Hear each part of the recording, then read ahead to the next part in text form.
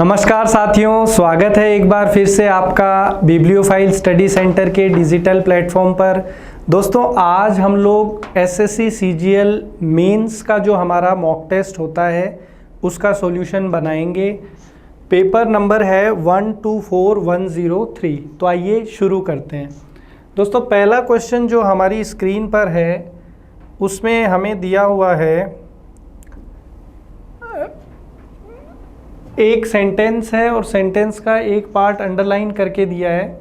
हमें चेक करना है कि जो दिया गया पार्ट है उसमें कोई चेंज हम लोग कर सकते हैं, कोई इम्प्रूवमेंट कर सकते हैं। अगर कर सकते हैं तो करना है, अदरवाइज हमारा आंसर हो जाएगा ऑप्शन डी। कह रहा है the sea rough they abandoned the swim, कि चूंकि जो समुद्र था वो रफ। अब रफ का मतलब वैसे तो खुरदुरा होता है, रफ का मतलब वैसे तो खुरदुरा होता है, लेकिन यहाँ पर समंदर तो खुरदुरा नहीं हो सकता। रफ का मतलब होता है कि उसके अंदर जो समंदर के अंदर जो लहरें थी, लहरें जो थी, लहरें काफ़ी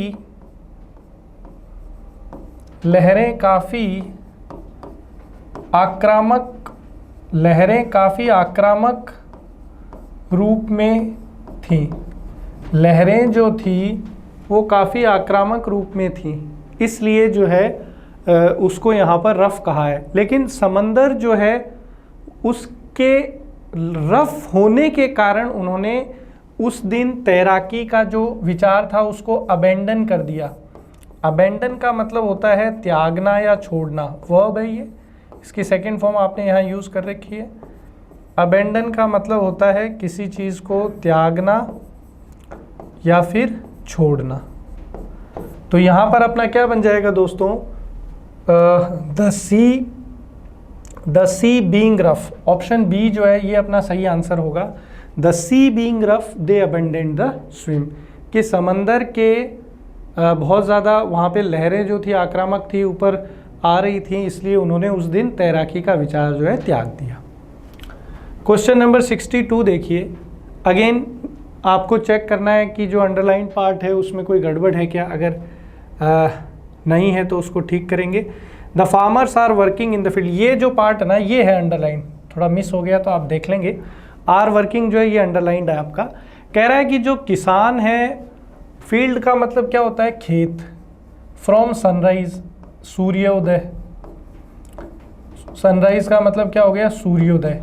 कि किसान जो है वो खेत में सूर्योदय से काम कर रहे हैं और विल कंटिन्यू, और करते रहेंगे ऐसा कब तक, सूर्यास्त तक। कि किसान जो है वो सूर्योदय से खेत में काम कर रहे हैं और कब तक करते रहेंगे, सूर्यास्त तक।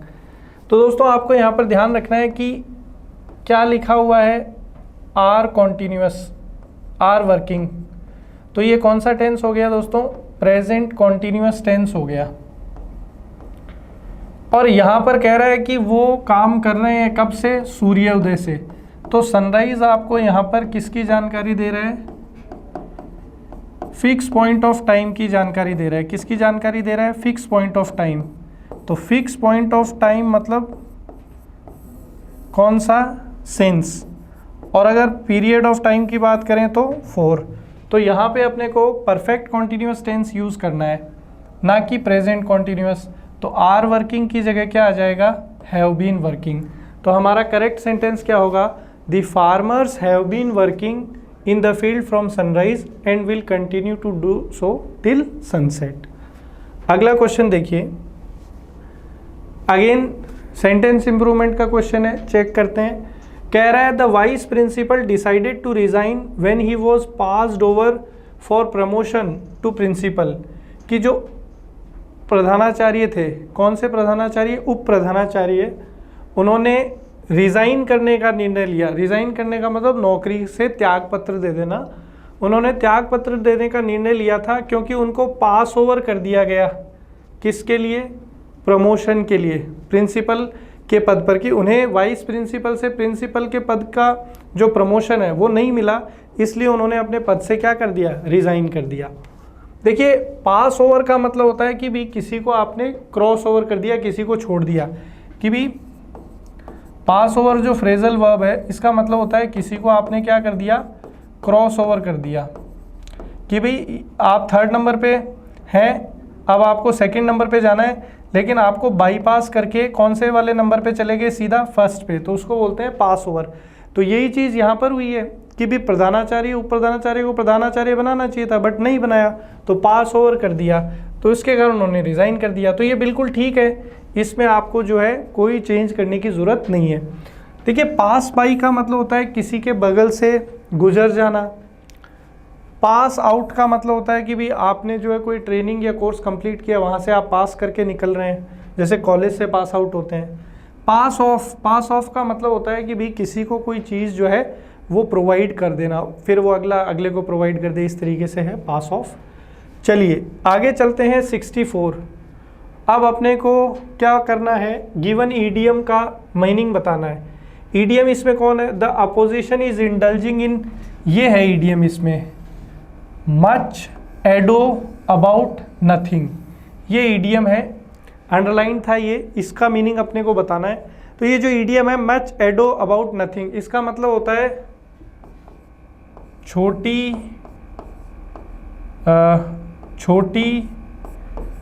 बात को बड़ा बनाकर, छोटी बात को बड़ा बनाकर प्रस्तुत करना। दूसरे शब्दों में अपन इसको बोल सकते हैं तिल का ताड़ बनाना, राई का पहाड़ बनाना, बहुत सारे हिंदी में भी इसके लिए हैं। तो इसका हो जाएगा कॉमोशन ओवर और ट्रिवियल मैटर। ट्रिवियल का मतलब होता है छोटा या तुच्छ, ट्रिवियल का मतलब होता है छोटा या तुच्छ, और कॉमोशन का मतलब होता है किसी चीज़ पर बहुत ज़्यादा नॉइज़ या शोर। तो वही है कि भाई किसी छोटी बात पे बहुत ज़्यादा शोर मचाना, राई का पहाड़ बनाना, तिल का ताड़ बनाना। आगे चलते हैं 65।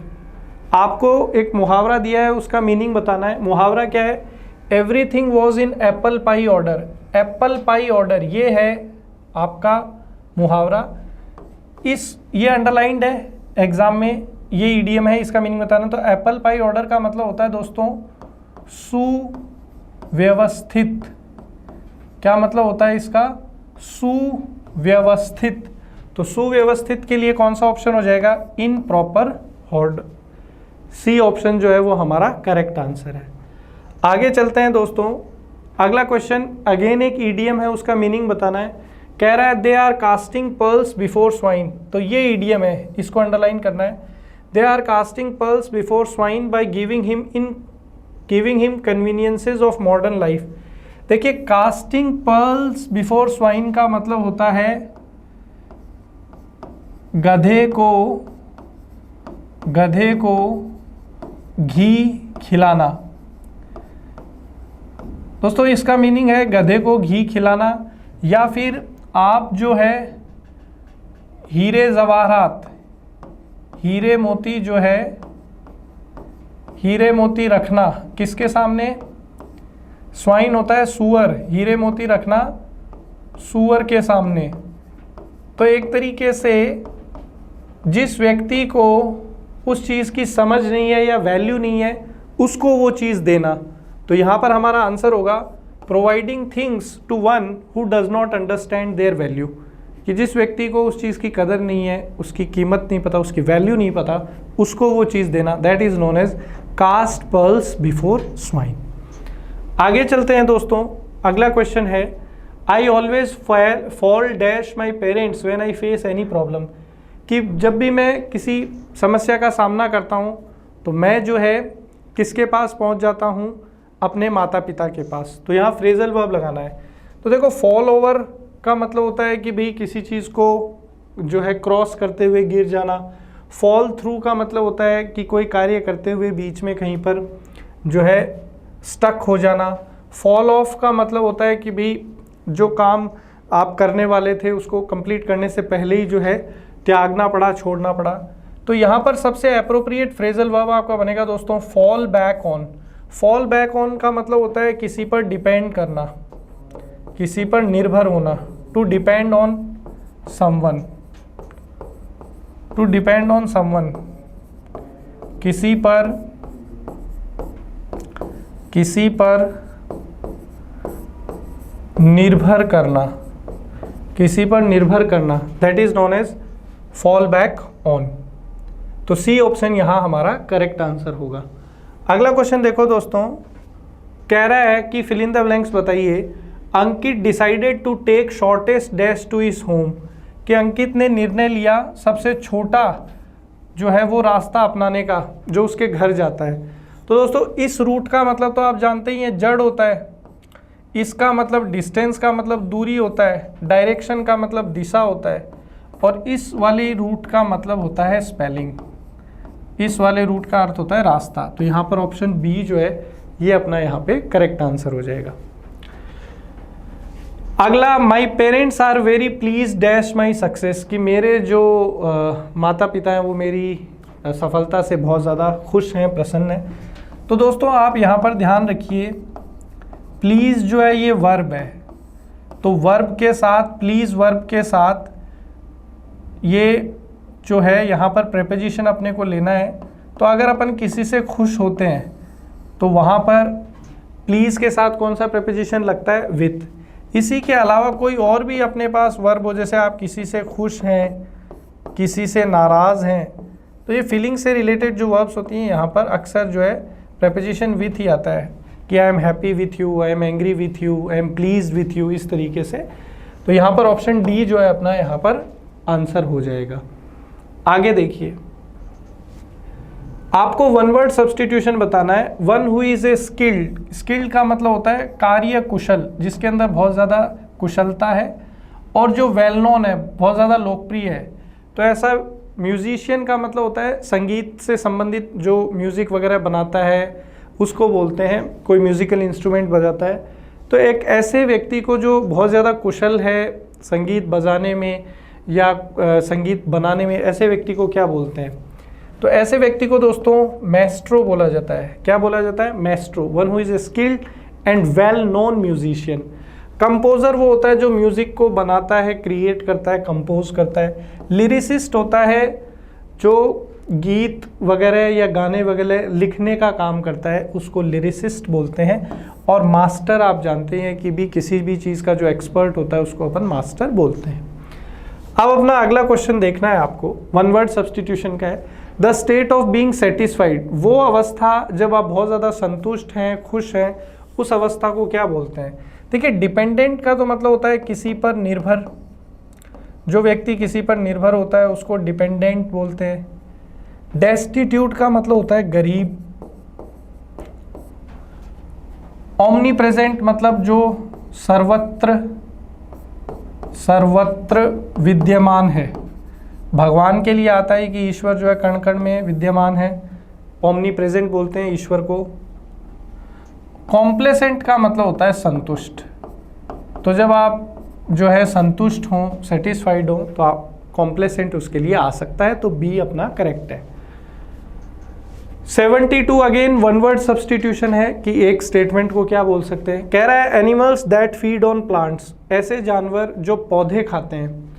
तो दोस्तों कार्निवोरस वो होते हैं जो मांस खाते हैं, मीट ईटिंग, ठीक है। इंसेक्टिवोरस वो होते हैं जो क्या करते हैं, इंसेक्ट खाते हैं, इंसेक्ट ईटिंग को इंसेक्टिवोरस बोलते हैं। हर्बीवोरस वो होते हैं जो पेड़ पौधे खाते हैं, तो अपना बी यहाँ पर आंसर हो जाएगा। ग्रैमिनीवोरस, ग्रास, जो घास खाते हैं उनको ग्रैमिनीवोरस बोलते हैं, ग्रास ईटिंग। तो यहाँ पर हमारा आंसर जो है ऑप्शन बी होगा। अगला देखिए 73, कह रहा है आपको एंटोनिम विलोम शब्द बताना है। किसका विलोम शब्द बताना है? रिवीलेशन का। देखिए रिवील का मतलब होता है क्या? उजागर करना, किसी को कोई बात बताना, उजागर करना, रहस्य बता देना, किसी बात को उजागर कर देना, रहस्य बता देना, उसको अपन क्या बोलते हैं? रिवीलेशन। तो इसका अपोजिट क्या हो जाएगा? किसी चीज़ को छुपाना, किसी चीज़ को छुपाना, तो उसको अपन बोलते हैं कॉन्सीलमेंट। तो यहाँ पर अपना जो ऑप्शन है वो सी सही हो जाएगा। इंट्रोडक्शन का मतलब आप जानते ही हैं, परिचय। एलिमिनेशन मतलब किसी चीज़ को हटाना, एलिमिनेट करना। रिजेक्शन का मतलब होता है किसी को रिजेक्ट कर देना, किसी को किसी चीज़ के लिए मना कर देना या बाहर कर देना, तो उसको अपन बोलते हैं रिजेक्शन।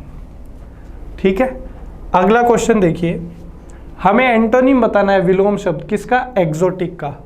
दोस्तों एक्सोटिक का मतलब होता है यूनिक, अनोखा या अनूठा। तो इसका एंटोनिम विलोम शब्द पूछा है तो इसका एंटोनिम हो जाएगा कॉमन। कॉमन का मतलब होता है सामान्य या साधारण। तो अपना जो है ऑप्शन डी बिल्कुल ठीक है। वंडरफुल का मतलब होता है आश्चर्यचकित करने वाली कोई चीज़। इररिलेवेंट का मतलब होता है असंगत, इसका अपोजिट है रिलेवेंट। रिलेवेंट का मतलब होता है संगत या रिलेटेड। कॉस्मोपॉलिटन का मतलब होता है कि भाई जो वसुदैव कुटुंबकम की भाव पे जिंदा है, कि भाई पूरा विश्व जो है वो एक अपना एक तरीके का परिवार है, इस तरीके की विचारधारा रखने वाले के लिए आता है कॉस्मोपॉलिटन। आगे देखिए, सिनोनिम आपको बताना है सोपोरिफिक। तो देखिए सोपोरिफिक जो है दोस्तों, ये एक तरीके की मेडिसिन के लिए ये वर्ड आता है। ऐसी मेडिसिन जो नींद उत्पन्न करे, ऐसी कोई दवाई जो लेने से आपको नींद आए उसको सोपोरिफिक बोलते हैं। तो उसके लिए पर्यायवाची सिनोनिम हो जाएगा स्लीप इंड्यूसिंग, जो आप में नींद उत्पन्न करे, नींद पैदा करे, उसको बोलते हैं। टेरिफिक का मतलब होता है शानदार, कोई बहुत ही बढ़िया चीज़ है उसके लिए आता है टेरिफिक। अगला वर्ड है सूदिंग, कोई भी ऐसी चीज़ जो आपको आराम प्रदान करे उसको सूदिंग बोलते हैं। सुप्रीम का मतलब होता है जो एक तरीके से हटके कोई चीज़ है, एक्स्ट्रा ऑर्डिनरी, उसको अपन बोलते हैं सुप्रीम। इसके अंदर बहुत ज़्यादा पावर है, शक्ति है। अगला क्वेश्चन देखिए, सैल्यूटेरी। सैल्यूटेरी का आपको पर्यायवाची बनाना है। देखिए दोस्तों, सैल्यूटेरी का मतलब होता है लाभदायक। सैल्यूटेरी का मतलब क्या होता है, लाभदायक। तो अपने से पर्यायवाची पूछा है तो आंसर हो जाएगा बेनिफिशियल। टेरिबल का मतलब होता है भयावह, जिसको देखकर आपको डर लगे, भय लगे, उसको टेरिबल बोलते हैं। डिजास्ट्रस का मतलब कोई ऐसी चीज़ जो बहुत ही विनाशकारी हो, नुकसान करने वाली हो। और प्री मैच्योर का मतलब होता है अपरिपक्व। अपरिपक्व, मैच्योर का मतलब होता है परिपक्व और प्री मैच्योर मतलब परिपक्वता से पहले। तो डी ठीक हो जाएगा। अगला आपको सेंटेंस दिया है, उसमें एरर फाइंड आउट करना है। कह रहा है we are meeting today afternoon to discuss the matter and reach a compromise, कि आज दोपहर में हम लोग मिलने वाले हैं और हम लोग जो है मुद्दे पे विचार विमर्श करेंगे ताकि हम लोग एक कॉम्प्रोमाइज़ तक पहुंच सके। कॉम्प्रोमाइज़ मतलब जब आप जो है किसी एक पॉइंट पर आकर के सहमत हो जाए, एग्री हो जाए, उसको बोलते हैं कॉम्प्रोमाइज़ करना। तो यहाँ पर we are meeting today afternoon नहीं होगा दोस्तों, आज दोपहर के लिए आपको दिस आफ्टरनून बोलना पड़ेगा। We are meeting this afternoon, not we are meeting today afternoon. तो टुडे आफ्टरनून बोलना गलत है, दिस आफ्टरनून उचित करेक्ट स्ट्रक्चर होगा। ऑप्शन ए यहाँ पर अपना आंसर है। अगला क्वेश्चन आपको बताना है, एरर फाइंड आउट करना है। कह रहा है by the time you arrive tomorrow I have finished my work. बोल रहा है कि कल जिस समय तक तुम आओगे मैं अपना काम खत्म कर चुका होऊंगा। तो काम खत्म कर चुका होऊंगा मतलब अपने को कौन सा टेंस यूज करना है, फ्यूचर परफेक्ट। कब उपयोग में लेते हैं इसको, जब भविष्य में कार्य संपन्न हो जाए। जब भविष्य में कार्य संपन्न हो जाए तो उसके लिए अपन क्या यूज़ करते हैं, फ्यूचर परफेक्ट यूज़ करते हैं। तो ये होगा bye the time you arrive tomorrow I will या शैल हैव फिनिश्ड, कि मैं अपना काम जो है ख़त्म कर चुका होऊंगा। By the time you arrive tomorrow I will have finished या I shall have finished my work, इस तरीके से ये बनेगा। तो यहाँ पर पार्ट बी में जो है एरर है। अगला क्वेश्चन देखिए दोस्तों 79, I can speak the English fluently, ये बोला है कि मैं धारा प्रवाह अंग्रेजी बोल सकता हूँ। दोस्तों यहाँ पर इस सेंटेंस में इंग्लिश जो है वो एक लैंग्वेज का नाम है, भाषा का नाम है, लैंग्वेज है, भाषा है। और हम पढ़ते हैं कि किसी भी भाषा के नाम से पहले, किसी भी भाषा के नाम से पहले, किसी भी भाषा के नाम से पहले आर्टिकल का यूज नहीं होता है। लैंग्वेज के नाम से पहले आर्टिकल का यूज नहीं होता है, तो ये द यहां से हटाना पड़ेगा। ऑप्शन बी जो है अपना यहां पर आंसर होगा। आर्टिकल नहीं आता है लैंग्वेज के नाम से पहले। आगे चलते हैं क्वेश्चन नंबर 80। आपको जो गलत स्पेलिंग है वो बतानी है। दोस्तों पोजीशन का मतलब होता है स्थान, पोजीशन की स्पेलिंग बिल्कुल ठीक है। कोल्यूजन का मतलब होता है टकराव, कोल्यूजन का मतलब क्या होता है? टकराव, ठीक है। उसकी स्पेलिंग होती है कोलिजन की COLLI, कोलिजन, इसका टकराव होता है। कोल्यूजन का मतलब होता है, ये अलग है दोनों वर्ड, ये ध्यान रखना भाई। ऐसा नहीं है कि ये स्पेलिंग गलत है, कोलिजन भी बनता है और कोल्यूजन भी बनता है। कोलिजन का तो मतलब होता है टकराव, टकराना। कोल्यूजन का मतलब होता है ऐड करना, जोड़ना, ठीक है। डिसीजन का मतलब आप समझते ही हो, निर्णय। तो गलत स्पेलिंग कौन सी है? ए वाली, INCI होगा, INCISION। इंसिशन का मतलब होता है कि टू कट ड्यूरिंग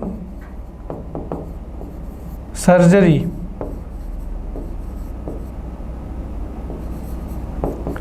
जब अपन किसी की सर्जरी करते हैं, शल्य चिकित्सा करते हैं, तो उस समय शरीर पे कोई कट लगाते हैं तो उसको बोला जाता है इंसिशन। तो स्पेलिंग होगी INCISION। तो ये गलत है, ये स्पेलिंग सही है। दो स्पेलिंग बनती है, एक होता है कोलिजन, एक होता है कोल्यूजन। कोलिजन मतलब टकराना और कोल्यूजन मतलब जोड़ना। आगे चलते हैं 81। कह रहा है कि गलत स्पेलिंग बताइए।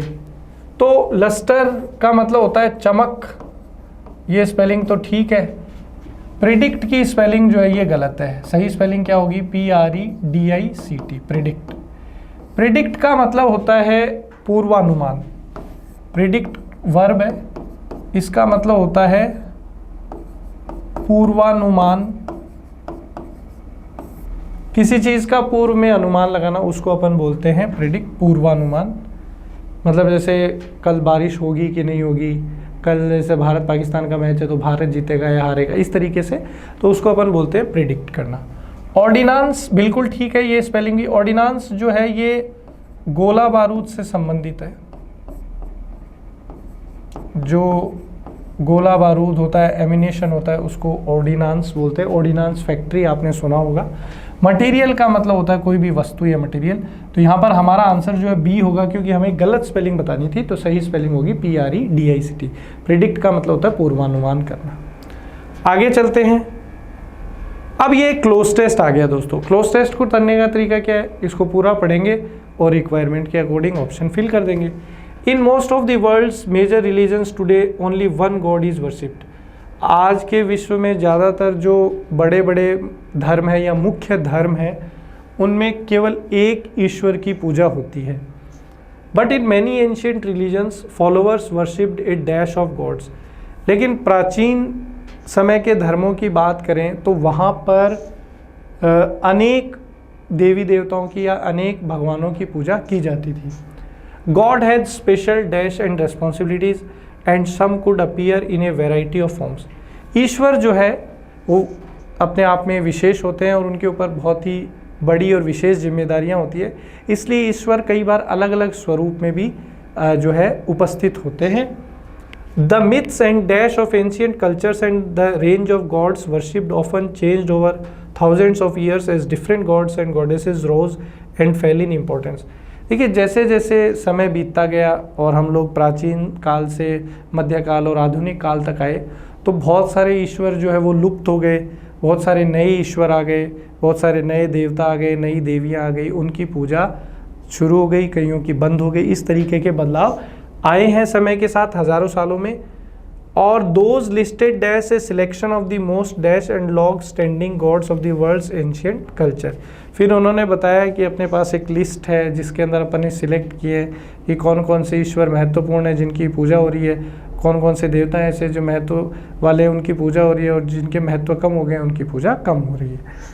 तो ये होगा in most of the world's major religions today only one god is worship, but in many ancient religions follower worship a dash of gods, cartel, team, posse, group. तो पुराने समय में बहुत सारे लोग जो है भगवान के एक समूह की भी पूजा करते थे जिसमें बहुत सारे भगवान होते थे। तो यहाँ पर ग्रुप आएगा कि पुराने समय में जो है लोग भगवान के एक समूह की भी पूजा करते थे, ग्रुप ऑफ गॉड्स, बहुत सारे भगवानों की एक साथ पूजा करते थे। अगला है इसके अंदर God has special dash. God के पास क्या है? स्पेशल कैरेक्टरिस्टिक्स है, फीचर्स है, क्वालिटीज़ हैं या कॉन्टर्स है। देखिए फीचर का मतलब तो होता है कि अलग अलग चीज़ का होना, क्वालिटी का मतलब होता है गुण, कैरेक्टरिस्टिक्स का मतलब होता है कि भाई अलग अलग तरीके की स्पेशल एबिलिटी होना। तो क्या होता था कि भगवान जो हैं उनके पास अलग अलग तरीके की स्पेशल क्या होती थी, वो होती थी पावर वगैरह, तो उसको कैरेक्टरिस्टिक्स बोलेंगे। तो God has special characteristics and responsibilities and sub could appear in a variety of forms the myths and dash. अब मिथ का मतलब होता है कि कोई भी आप बोल सकते हैं कल्पना पर आधारित कोई चीज़ या कोई रूढ़िवादी परंपरा या कोई एक काल्पनिक ढकोसला। तो कंजंक्शन के बाद में भी वैसे ही कोई चीज़ आनी चाहिए। तो स्टोरी तो नॉर्मल कहानी हो गई, लीजेंड्स का मतलब होता है जो स्पेशल जो है महत्व रखें, फैबल्स का मतलब कहानियाँ, फोक टेल्स, फोक का मतलब होता है जो किसी एक पर्टिकुलर एरिया में से संबंधित हो, किसी गांव से संबंधित हो, फोक सॉन्ग्स जैसे आपने सुना होगा, लोक गीत। तो लोक कथाएं जो है वो प्रचलित है ईश्वर के ऊपर, तो यहाँ पर फोक टेल सबसे उचित शब्द होगा। फिर आगे है ancient cultures and the range of gods worshipped often changed over thousands of years as different gods and goddesses rose and fell in importance. Those listed dash a selection of the most. तो those listed are a selection, क्योंकि भाई बात किस में, जो इनको अब select कर लिया गया है, मतलब वर्तमान की बात करें कि वर्तमान में किन की पूजा होती है और किन की लिस्ट बनी हुई है। तो those listed are a selection of the most, किसका सिलेक्शन है? Revered, applauded, honoured, rebuked. देखिए अपलॉड मतलब किसी की प्रशंसा करना, रिब्यूक का मतलब होता है किसी को डांटना, ऑनर किसी को सम्मान देना, और रेवर मतलब होता है कि किसी की पूजा प्रार्थना करना। तो बहुत सारे जो ईश्वर हैं वर्तमान में उनकी पूजा पाठ की जाती है। तो those listed reward a selection of the most, तो यहां पर जो है रेवर्ड हो जाएगा, और पिछले वाले ऑप्शन में क्या था? आर।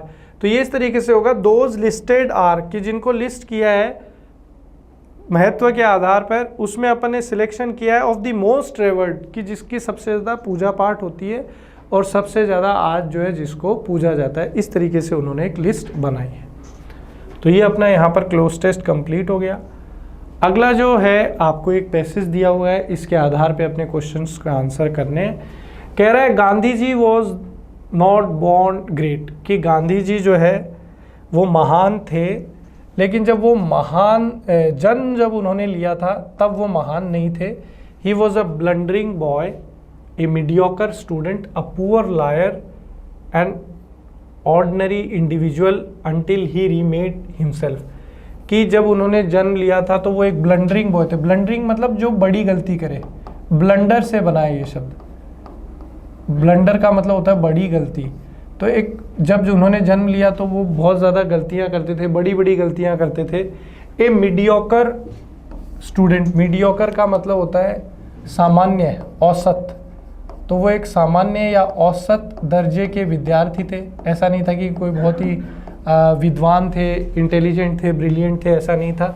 ए पुअर लॉयर, एक बहुत ही साधारण या आप बोल सकते हैं कि भी औसत दर्जे से निम्न स्तर के वकील थे। एन ऑर्डिनरी इंडिविजुअल, एक सामान्य व्यक्ति थे, अनटिल ही रीमेड हिमसेल्फ, जब तक कि उन्होंने अपने आप को वापस से दोबारा, री का मतलब होता है पुनः, मेड का मतलब होता है बनाना, तो जब तक उन्होंने दोबारा अपने आप को नहीं बनाया तब तक वो ऐसे थे। He was a self remade man, वो सेल्फ का मतलब होता है स्वयं, री मतलब दोबारा, तो अपने द्वारा, अपनी मेहनत से, अपने संघर्ष से उन्होंने अपने आप को दोबारा बनाया। He had faith in himself, उन्हें अपने आप में विश्वास था। He was a self remade man, वो जो है खुद के द्वारा अपने आप को उन्होंने दोबारा बनाया। But above all he had a deep touching faith in the peasants, miners, labourers and young unformed man and women whom he drew into his work। लेकिन सबसे महत्वपूर्ण चीज़ ये है कि उन्हें ऐसे लोगों में बहुत विश्वास था, किसमें, पीजेंट्स, किसान, माइनर मतलब जो सुरंग वगैरह खोदते हैं या इस तरीके का काम करते हैं, लेबर मतलब मजदूर, और नौजवान लड़के और लड़कियों में उन्हें बहुत ज़्यादा विश्वास था और उनको वो अपने काम से जोड़ते थे। He fed them all an elixir of growth which often transformed nameless, uneducated people into leonine heroes. The elixir was fearlessness। देखिए उन्होंने उनके अंदर एक चीज़ डाली, किसमें, मजदूरों में, किसानों में, सामान्य पुरुष और महिलाओं में। क्या डाला उन्होंने, इलिक्जर। दोस्तों इलिक्जर वैसे तो अमृत को बोलते हैं, कि कोई ऐसी चीज़ जो आपको अमर कर दे और आपको बहुत ज़्यादा शक्ति दे दे, उसको इलिक्जर बोलते हैं। तो उन्होंने ऐसे लोगों में एक इलिक्जर डाला, एक अमृत डाला, और वो अमृत किस चीज़ का था, दैट इलिक्जर वॉज फियरलेसनेस। उन्होंने लोगों को कहा कि आप क्या बन जाओ, निर्भय, कि आपको किसी भी प्रकार का भय नहीं होना चाहिए जीवन में। जब आप जीवन में निडर हो जाओगे, निर्भीक हो जाओगे, तो पूरी दुनिया आपके सामने सर झुकाएगी और आप जीवन में वो सारी तमाम सफलताएं प्राप्त कर सकते हैं जिनकी आप उम्मीद करते हैं, आशा करते हैं। अब यहाँ पहला क्वेश्चन आया कि जो दिया गया पैसेज है उसके आधार पे इन 4 सेंटेंसेस पे अपने को विचार करना है, देखना है कि कौन सा ठीक है। कह रहा है Gandhi ji was a great man throughout his life, man are not born great but they are made great by self effort. तो देखिए Gandhi ji was a great man throughout his life, ऐसा नहीं है। पहली लाइन में तो उसने कहा है कि जन्म लिया था तब महान नहीं थे भाई, वो बाद में उन्होंने मेहनत करके, सीख के, प्रयासों से वो महान बने। दूसरा उन्होंने कहा है कि मनुष्य जो है वो महान पैदा नहीं होता, बल्कि वो अपने कार्यों से, अपने प्रयासों से अपने आप को महान बनाता है। तो यही पैसेज में भी चर्चा है कि गांधी जी ने अपने आप प्रयासों से अपने आप को महान बनाया, तो सेकंड ठीक है। तीसरा कह रहा है Gandhi like the ordinary people and neglected the rich. ऐसा नहीं है भाई, वो सामान्य को पसंद तो करते थे, लेकिन ऐसा नहीं था कि कोई धनवान होता था तो उसको नकार देते थे, ऐसा नहीं था। फोर्थ कहा है कि Gandhi ji transform the ordinary message into great heroes. बिल्कुल सही बात है, सामान्य लोगों को उन्होंने बड़े हीरो और नायकों में तब्दील कर दिया। तो यहाँ पर सेकंड और फोर्थ जो है वो ठीक है, बाकी जो है उसमें गड़बड़ी है। अगला चलते हैं। Gandhi transform the uneducated people by teaching them. Gandhi ji ने अशिक्षित लोगों को हीरो बनाया। क्या चीज़ उनको सिखा के, हीरोइज्म सिखाया उनको, सेल्फ कॉन्फिडेंस, आत्मविश्वास दिया, उन वर्क माइंडेडनेस, उनको ये कहा कि भी दिन रात काम करो, या उनको फियरलेसनेस सिखाई, तो उनको निर्भयता सिखाई। देखो लास्ट लाइन में उसने कहा भी तो है, उनको फियरलेस बनाया था गांधी जी ने, तो सी सही है। आगे कह रहा है Gandhi's attitude to the labour class. जो मजदूर वर्ग था उनके प्रति गांधी जी का रवैया, नज़रिया, एटीट्यूड कैसा था, जेनरोसिटी का, उदारता का था, पीटी, उनके ऊपर दया खाते थे गांधी जी, फियरलेसनेस, उनके प्रति गांधी जी जो है निर्भयता दिखाते थे, या उनके प्रति कंपैशन, कंपैशन का मतलब होता है दया भाव, तो compassion is the right word, कि गांधी जी उनके प्रति कंपैशनेट थे, उनके प्रति उनके अंदर प्यार था, प्रेम था, स्नेह था, दया थी, तो सी करेक्ट है। और the word leonine in the passage means, ये लियोनाइन नाम का एक शब्द यहाँ पर आया था, देखो, he fed all an elixir of growth which offer transform nameless uneducated people into leonine heroes. तो लियोनाइन का मतलब होता है करेजियस, साहसी, करेज से संबंधित शब्द है, तो यहाँ पर अगर ऑप्शन की तरफ जाए तो ऑप्शन बी ठीक हो जाएगा। लर्निंग का मतलब होता है सीख, लीन का मतलब होता है पतला, और टिमिड का मतलब होता है कायर। तो हमारा यहाँ बी ऑप्शन जो है वो ठीक है। अगला question, what does elixir mean. तो इलिक्सर का मीनिंग तो मैं ऑलरेडी आपको बता चुका हूँ कि भाई जो अमृत, एक तरीके का स्पेशल ड्रिंक जो आपको जो है जादुई शक्तियाँ दे दे, तो a liquid with magical power is known as elixir. आगे चलते हैं। अगला एक और हमारे पास पैसेज आ गया दोस्तों, इसको पढ़ते हैं। कह रहा है prebiotics are lesser known gut health promoters which serve as food for good bacteria inside the gut. Prebiotics जो है वो एक तरीके से ऐसी चीज़ है जो बैक्टीरिया से संबंधित है, वो बैक्टीरिया के भोजन की तरह काम करती है और जो गट के अंदर होते हैं। We found that dietary prebiotics can improve non random eye movement sleep as well as REM sleep after a stressful event, said Robert Thompson, a PhD researcher at University of Colorado Boulder in the US. Prebiotics are dietary fibers found naturally in foods like artichokes, raw garlic, leeks and onions. देखिए prebiotics जो है basically dietary fibres होते हैं, जो अपन खाना खाते हैं तो उसमें जो फाइबर होते हैं उनके अंदर होते हैं। ये बहुत सारी चीज़ें जो है मदद करते हैं सुधार करने में, जैसे सोते वक्त हमारी आईज़ का मूवमेंट जो है वो किस तरीके से होगा, या हमारे को किस तरीके की नींद आएगी तो हमें ज़्यादा अपने को जो है पावर जनरेट होगा इस तरीके से। तो इसमें कौन से ऐसे फूड हैं जो यहाँ पर प्रीबायोटिक्स में हेल्प करते हैं। तो रॉ गार्लिक, कच्चा लहसुन हो गया, लीक्स हो गया, अनियंस हो गए, प्याज वगैरह हो गए, आर्टिचोक्स, तो ये सारी चीज़ें जो है ये पैदा करती हैं प्रीबायोटिक्स। अगला है when beneficial bacteria digest prebiotic fibre they not only multiply improving overall gut health but they also release metabolic bio products. कि जब डाइटरी फाइबर्स होते हैं हमारी डाइट में तो ना केवल अपनी हेल्थ में सुधार करते हैं बल्कि ऐसे मेटालिक बायो प्रोडक्ट्स भी रिलीज करते हैं जो हमारी हेल्थ को ठीक करते हैं। Researchers fed 3-week-old male rats a diet of either standard chow और चाउ दैट इंक्लूडेड प्रीबायोटिक्स। अब रिसर्च करने वाले शोधकर्ता हैं तो उन वैज्ञानिकों ने क्या किया कि जो नर चूहे थे उनको एक स्टैंडर्ड, चाउ का मतलब होता है चूहे का भोजन, तो उन्होंने ऐसा भोजन खिलाया चूहों को जिसमें प्रीबायोटिक फाइबर्स थे। तो उससे क्या हुआ, then they monitored the rats body temperature, gut bacteria and sleep wake cycles using electroencephalogram EEG और brain activity testing over time. फिर जब उन्होंने उनको ये ऐसा भोजन करवाया जिसमें डाइटरी फाइबर्स थे, फिर उन चूहों को उन्होंने उसमें अवलोकन में रखा, ऑब्जर्वेशन में रखा, उनके शरीर का तापमान कैसा है, उनके शरीर का उनके जो नींद का जो चक्र है वो कैसा है, ये सारी चीज़ें उन्होंने चेक करी EEG का यूज़ करके। Findings revealed that rats on the prebiotic diet spent more time in non rapid eye movement NREM sleep which is restful and restored then those on the non prebiotic diet. तो ऐसे चूहे जो dietary fibres पे थे उनकी नींद उन चूहों की तुलना में ज़्यादा बढ़िया थी जिनके भोजन में प्रीबायोटिक फाइबर्स नहीं थे। तो ये अपना पैसेज है। तो अब पहला क्वेश्चन इसने कहा है कि व्हाट आर प्रीबायोटिक्स, ये प्रीबायोटिक्स होते क्या हैं। तो प्रीबायोटिक्स डाइटरी फाइबर्स होते हैं। सबसे पहले तो इसने कहा है कि ये गुड फैट की तरह होते हैं, किसके लिए, अपने भोजन वगैरह के लिए। तो when beneficial bacteria digest prebiotic fibre, तो प्रीबायोटिक्स आर जो है मेनली क्या है आपके, ये डाइटरी फाइबर्स हैं।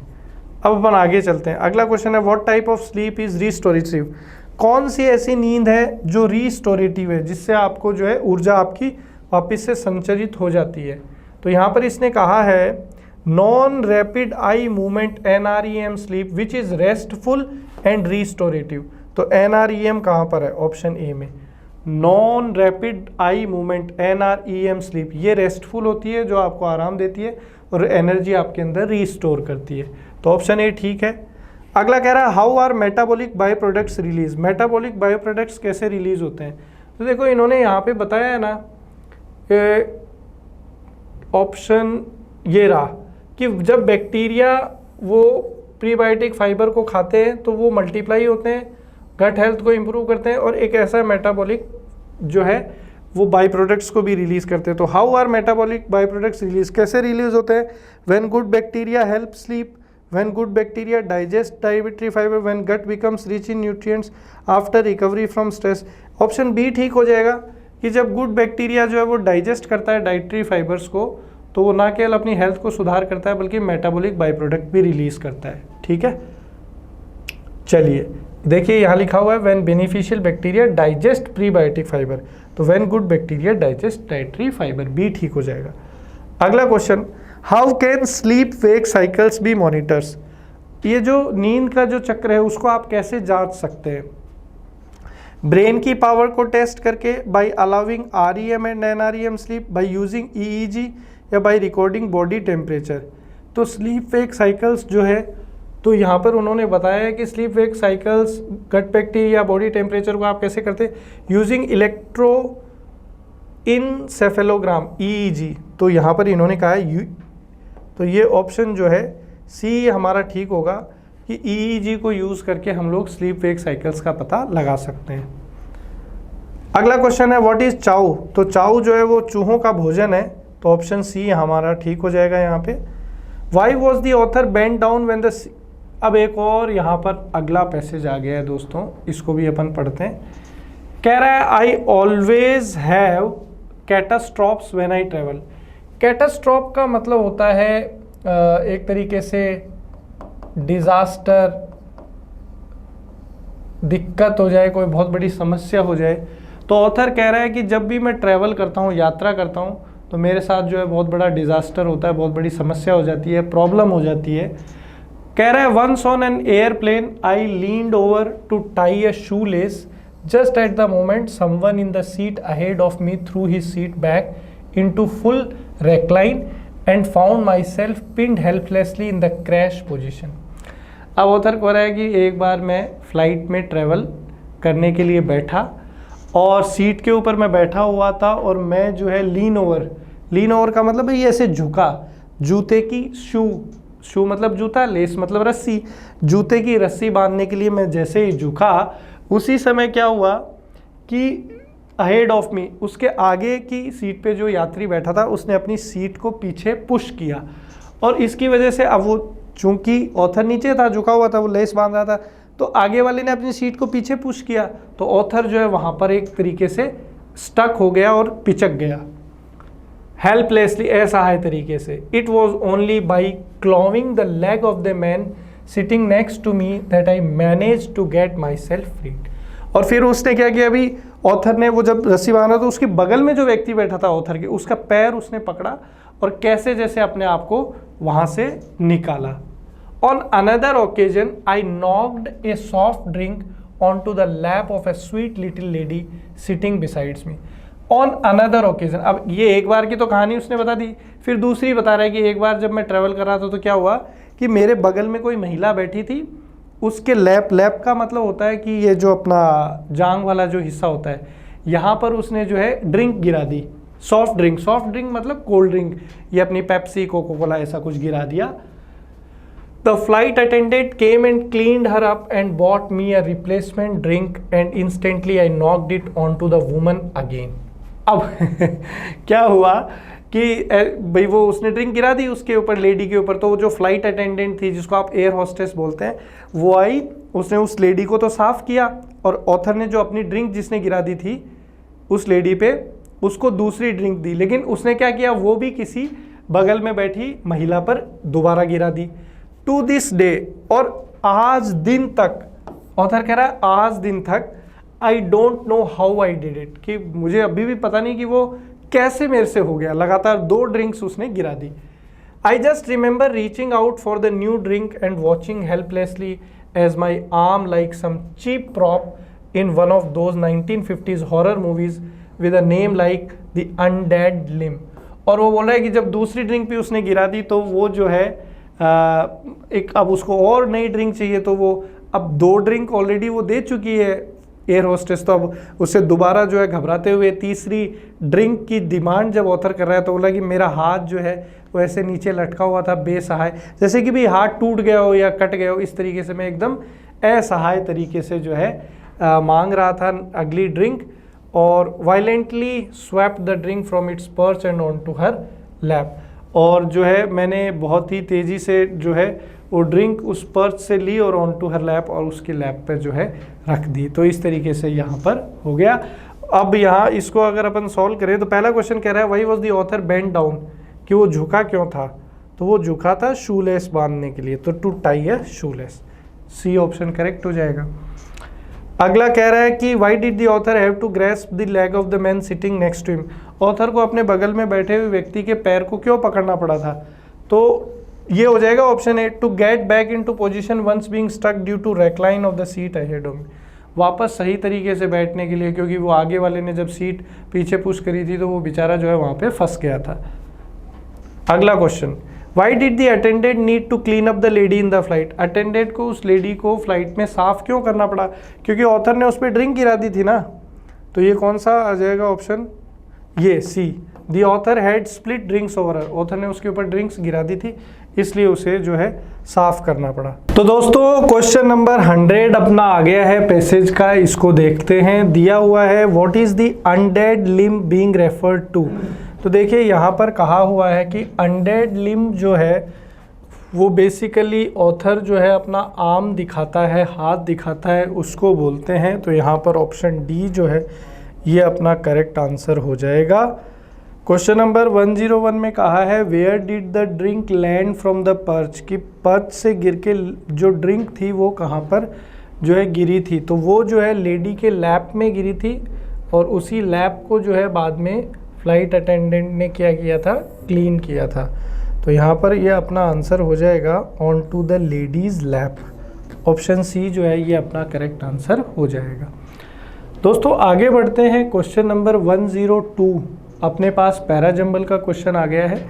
पहले भी मैंने आपको कई बार बताया है कि पैरा जंबल का क्वेश्चन जब सॉल्व करते हैं तो सबसे पहले अपने को ओपनिंग स्टेटमेंट पकड़ना है और ओपनिंग स्टेटमेंट जो है अपना, ओपनिंग स्टेटमेंट जो है अपना वो क्या होगा, वो होगा किसी नाउन या प्रोनाउन से शुरू होगा, क्योंकि हम लोग जानते हैं कि जो नाउन या प्रोनाउन होता है वही अपना क्या बनता है, मेनली सब्जेक्ट बनता है। तो यहाँ पर इनोवेटिव लर्निंग इन्वॉल्व्स यहाँ से बनेगा कि इनोवेटिव लर्निंग जो होती है इसके अंदर एंटीसिपेशन भी होता है और पार्टिसिपेशन भी होता है। आर से इसकी शुरुआत होगी, फिर उसके बाद में क्यू आ जाएगा कि एंटीसिपेशन से जो है हम लोग ऑर्गेनाइजेशंस के प्लान्स वगैरह समझते हैं, और फिर उसके बाद में पी आ जाएगा कि पार्टिसिपेशन के अंदर जो है फॉर्मल शेयरिंग ऑफ डिसीजंस होती है। तो यहाँ पर देखिए पहले एंटीसिपेशन बताया था और फिर पार्टिसिपेशन, तो इसलिए क्यू में पहले एंटीसिपेशन को डिफ़ाइन किया और फिर पी में पार्टिसिपेशन को डिफ़ाइन किया। तो आर से शुरुआत है, फिर क्यू आ जाएगा, फिर पी, और लास्ट में अपना कौन आ जाएगा, एस, कि it is an attitude characterised by the cooperation, dialogue and empathy. कि एंटीसिपेशन और पार्टिसिपेशन में मेनली क्या है, कोऑपरेशन है, डायलॉग है और एम्पैथी है। अब अपन आगे चलते हैं। क्वेश्चन नंबर 103 अगेन पैराजंबल का क्वेश्चन है। कह रहा है when a light passenger plane flew off course some time ago it crashed in the mountains and its pilot was killed. कि जब एक लाइट पैसेंजर प्लेन का मतलब होता है जिसमें कम यात्री आ सकते हैं, कि जब एक लाइट पैसेंजर प्लेन जो है उड़ा था कुछ समय पहले, तो वो जो है पहाड़ में क्रैश हो गया और उसका पायलट जो है उसकी डेथ हो गई थी, मृत्यु हो गई थी। फिर आगे स्नो ले thick on the ground, ground पे बर्फ़ जमी हुई थी। It was the middle of winter, सर्दी के जो है शरद ऋतु का मध्य का समय चल रहा था। The woman knew that nearest village was miles away. महिला ये जानती थी कि नज़दीकी जो गांव है वो कुछ ही मील दूर है। The only passengers a young women and her 2 baby daughters were unhurt. अब यहाँ पर देखिए पायलट की डेथ से बात हुई है, तो शुरुआत यहाँ से होगी कि जो यात्री बचे थे, भाई पायलट तो मर गया था, लेकिन फिर जो बचे थे वो कौन था, एक महिला और उसके 2 बच्चे जो है वो बचे थे, उनको चोट नहीं लगी थी। फिर क्यू आ जाएगा कि ये जो है कौन सा समय चल रहा था, विंटर का समय चल रहा था, तो एस से शुरुआत होगी। फिर क्यू आ जाएगा कि विंटर का समय चल रहा था। फिर पी आ जाएगा, विंटर चल रही थी इसलिए पूरे ग्राउंड पे जो है चारों तरफ बर्फ़ ही बर्फ़ जमी हुई थी और फिर लास्ट में आपका जो है आर आ जाएगा कि वुमन ये जानती थी कि नज़दीकी गांव जो है वहाँ से मीलों दूर होगा। और फिर लास्ट में आएगा कि जैसे ही अंधेरा हुआ उसने अपना जो सूटकेस है उसको एक बेड में तब्दील कर लिया और उसको जो है बच्चों को उसके अंदर रख दिया, covering them with all the clothes she could find. और जितने भी कपड़े उसके पास थे उन सब कपड़ों से उसने बच्चों को लपेट दिया ताकि उनको ठंड ना लगे। तो यहाँ पर ऑप्शन सी जो है अपना आंसर हो जाएगा। अगला क्वेश्चन जो है आपको एक्टिव वॉइस का क्वेश्चन दे रखा है, इसको पैसिव वॉइस में चेंज करना है। कह रखा है the theft was reported to the police by the curator, कि जो चोरी है उसकी रिपोर्टिंग पुलिस को किसके द्वारा की गई थी? क्यूरेटर के द्वारा। क्यूरेटर वो व्यक्ति होता है जो किसी म्यूजियम वगैरह की देखभाल करता है। तो देखो यहाँ पे वॉज के साथ थर्ड फॉर्म लगी हुई है। तो दोस्तों ये चीज़ आपको समझनी है कि वॉज वर्ब के साथ थर्ड फॉर्म जब लगती है, पैसिव वॉइस का ये स्ट्रक्चर है, तो जब आप इसको एक्टिव वॉइस में चेंज करेंगे तो ये चेंज होगा subject plus second form of verb plus object. तो ये किसका एक्टिव वॉइस का स्ट्रक्चर है? ये पास्ट सिंपल टेंस का एक्टिव वॉइस का स्ट्रक्चर है। तो पास्ट सिंपल टेंस का एक्टिव वॉइस का स्ट्रक्चर है, मतलब सेकंड फॉर्म चाहिए। अब यहाँ ये हैज़ के साथ रिपोर्टेड है तो ये तो प्रेजेंट परफेक्ट है। इज़ के साथ रिपोर्टिंग तो ये प्रेजेंट कॉन्टीन्यूअस हो गया। ये रिपोर्टेड जो यहाँ पर है ये सेकंड फॉर्म है और फिर उसके बाद में हैड रिपोर्टेड, ये पास्ट परफेक्ट है। तो हमारा आंसर क्या होगा? ऑप्शन सी जो है ये बिल्कुल करेक्ट आंसर होगा, क्योंकि यहाँ वॉज के साथ थर्ड फॉर्म है। तो वॉज वर्ब के साथ थर्ड फॉर्म पैसिव वॉइस में पास्ट सिंपल का स्ट्रक्चर है ये। तो जब आप इसको एक्टिव में ले जाएंगे तो सेकंड फॉर्म का यूज़ करना है। अब इसी के साथ अपना अंतिम सवाल आ गया है दोस्तों पेपर का। अपने को जो है इसको इनडायरेक्ट स्पीच में बदलना है। डायरेक्ट स्पीच में दिया हुआ है the thief said to the जज पार्डन मी। जो चोर था उसने न्यायाधीश के सामने कहा कि भी मुझे क्षमा करिए। तो थीफ ने जज से कहा पार्डन करने के लिए, रिक्वेस्ट किया। देखिए रिक्वेस्ट तब आता जब यहाँ पर प्लीज़ या काइंडली ऐसे कोई शब्द होते तो हम लोग जो है उसको रिक्वेस्टेड में बदल देते, तो ये नहीं हो पाएगा। और ये जो है एक तरीके से अपन बोल सकते हैं इम्पेरेटिव सेंटेंस है। तो इम्पेरेटिव में सेड टू जो है रिक्वेस्टेड, एडवाइज्ड, ऑर्डर इन में चेंज होता है, तो यहाँ सेड टू लिखना भी गलत है। फिर सी में कहा है कि अर्ज, अर्ज का मतलब होता है किसी से गुजारिश करना। और डी में कहा है बैग्ड, बैग्ड मतलब गिड़गिड़ाना। तो भाई अपराधी एक तरीके से न्यायाधीश के सामने जब वो उसको सज़ा दे रहा होगा तो गिड़गिड़ाने वाला भाव जो है वो ज़्यादा ठीक है, इसलिए डी के साथ चले जाएंगे कि द थीफ बैग्ड द जज टू पार्डन हिम। जब इम्पेरेटिव को चेंज करते हैं तो यहाँ अपन कंजंक्शन जो है वो मेनली टू यूज़ करते हैं, टू के बाद में वर्ब की फर्स्ट फॉर्म। तो ये टू पार्डन जो है ये यहाँ पर आ गया। और किससे उन्होंने बैग किया था? जज से। तो जो सब्जेक्ट है वो द जज आ गया और लास्ट में आपका ऑब्जेक्ट आ गया। तो दोस्तों इसी के साथ ये पेपर अपना यहाँ पर समाप्त होता है। उम्मीद करता हूँ कि आपको एक एक क्वेश्चन जो है अच्छे से समझ में आ गया होगा। जो भी चीज़ें आपको अच्छी लगी हों कमेंट के माध्यम से बताएं और इस तरीके के सेशंस के लिए हमारे चैनल को सब्सक्राइब करें, जुड़े हमसे, पढ़ते रहें, मेहनत करते रहें। मिलते हैं अगले सेशन में। जय हिंद, जय भारत।